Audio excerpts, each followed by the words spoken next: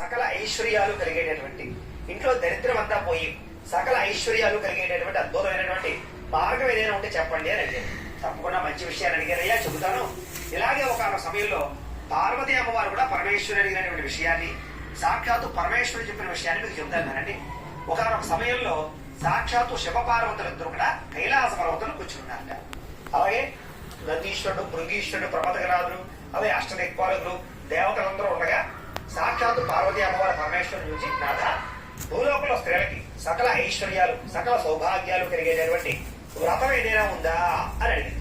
అప్పుడు పరమేశ్వరుడు, ఓ పార్వతి, భూలోకంలో ఉండే స్త్రీల మీద నీకుండే ప్రేమ కానీ వాత్సల్యం కానీ చాలా గొప్పది. నువ్వు అడిగావు కాబట్టి చెబుతున్నాడు. భూలోకంలో ఏ స్త్రీ అయితే కనుక వరలక్ష్మి వ్రతం అని ఉంటుంది, ఆ వ్రతము కనుక చేసినట్లయితే సకల సౌభాగ్యాలు కలగడమే కాదు, సకల ఐశ్వర్యాలు కలగడమే కాదు, ఇంట్లో ఉండేటటువంటి సమస్త దరిద్రాలు పోయి జీవితాంతము కూడా సకల ఐశ్వర్యాలతో తొలగబోతారు అని చెప్పి ప్రత్యేకంగా చెప్పాడు. చాలా మంచి విషయాన్ని చెప్పారు నాథ. అయితే ఏమిటి వరలక్ష్మి వ్రతం, ఎలా చేయాలి, పూర్వం ఎవరు చేశారు, దీని వృత్తాంతం అంతా కూడా మాకు వివరంగా తెలియజేయండి అని అడిగింది. చెబుతాను నేను. ఒక సమయంలో మగధ దేశంలో గుండెనబ్బు అనే పట్టణం కలదు. ఆ పట్టణం ఎలా ఉండేదంటే కనుక బంగారు గోడలతోటి, బంగారు ప్రాకారాలతోటి, సకలైశ్వర్యాలతో తొలతోపోతూ ఉండేవారు అందరూ కూడా. అయితే ప్రతి ప్రాంతంలో కూడా, ప్రతి గ్రామంలో కూడా కుబేరులు ఐశ్వర్యవంతులు ఉంటారు, లేదా పేదవారు కూడా ఉంటారు. అలాగే ఆ గ్రామంలో కూడా పేదవారు కూడా ఉన్నారు. ఒక చారుమతి అనేటటువంటి ఒక బ్రాహ్మణ స్త్రీ కలదు.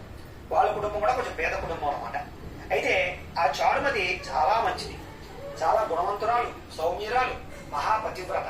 ప్రతిరోజు కూడా భర్తని, అత్తమామల్ని పూజిస్తూ ఉండడం, సేవిస్తూ ఉండడం, ఇంట్లో ముఖ్యంగా లక్ష్మీ అమ్మవారిని విశేషంగా కొలుస్తూ ఉండడం, ఆరాధన చేస్తూ ఉండడం చేస్తూ ఉండేది. అలాగే ప్రతిరోజు కూడా ఇంట్లో ఉండేటటువంటి అన్ని రకాల పనులు చక్కబెట్టుకుని, అలాగే భర్తకి, అత్తమామలకి చక్కగా సేవ చేస్తూ ఇరుగు పొరుగు వారితో కూడా కలుపుకోగా ఉంటుంది అనమాట.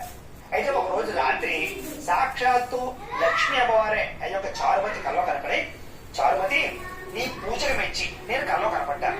అయితే రాబోయేటటువంటిది శ్రావణ మాసం కదా, శ్రావణ పౌర్ణమికి ముందుగా వచ్చేటటువంటి శుక్రవారం రోజు కనుక నువ్వు నన్ను పూజిస్తే నీకుండేటటువంటి దరిద్రం అంతా పోగొడతాను, నీకు సకల ఐశ్వర్యాలను ఇస్తాను, సకల సంపదను కురిపిస్తాను అని చెప్పి కల్లో కనపడి చెప్పింది.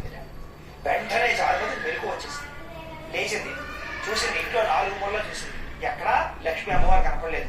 ఓహో, ఇదంతా కళ అనుకుని పడుకుంది. కానీ పాపం రాత్రి అంతా నిద్ర పట్టలేదు.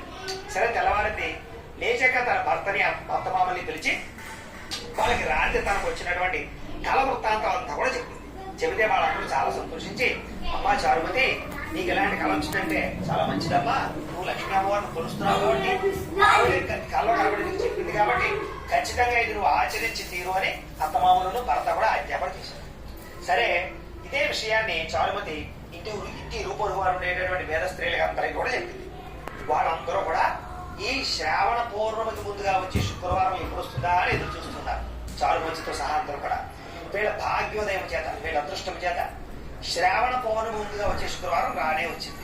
సరే, ముందుగానే ఇల్లంతా కూడా శుభ్రంగా కడిగేసి ఆవు పేడతోటి అలికి పంచవర్ణములు కలిగినటువంటి ముగ్గులు పెట్టి లక్ష్మీ అమ్మవారికి ఇష్టమైనటువంటి పుష్పాలన్నీ కోసుకొచ్చి అమ్మవారికి నైవేద్యం పెట్టడానికి పిండి వంటలన్నీ కూడా ఏర్పాటు చేసుకుని, అలాగే బంధువులందరినీ పిలుచుకువచ్చి ముఖ్యంగా పూజ చేయించడానికి మాలాడి బ్రాహ్మణులు కూడా పిలుచుకువచ్చి అందరూ ఉండగా ఇరుగు పొరుగు వారితోటి అందరితోటి కూడా చారుమతి అంగరంగ వైభవంగా భక్తి శ్రద్ధలతోటి వరలక్ష్మి అమ్మవారి యొక్క పూజ అంతా చేసింది. ఈ పూజ అంతా చేసిన తర్వాత, నైవేద్యం పెట్టిన తర్వాత ప్రదక్షిణాలు చేస్తారు కదా, అలాగే ప్రదక్షిణాలు చేయడం ప్రారంభం చేసింది.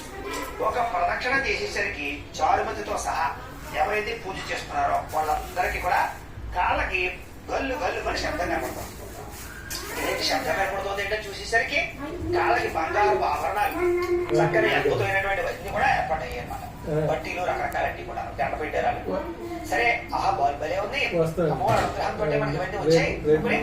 మళ్ళా భక్తి శ్రద్ధలతో రెండవ ప్రదక్షిణాలు చేశారు. రెండవ ప్రదక్షిణ చేసేసరికి చేతులకి గాజులు, వంకీలు, వడ్డాలు, నగలు, హారాలు అన్ని ఏర్పడిపోతే మొత్తం శరీరం అంతా కూడా ఆభరణాలు. ఇదంతా కూడా అమ్మవారి అనుగ్రహాన్ని సంతోషించి మళ్ళా ఇంకొక ప్రదక్షిణ చేశారు.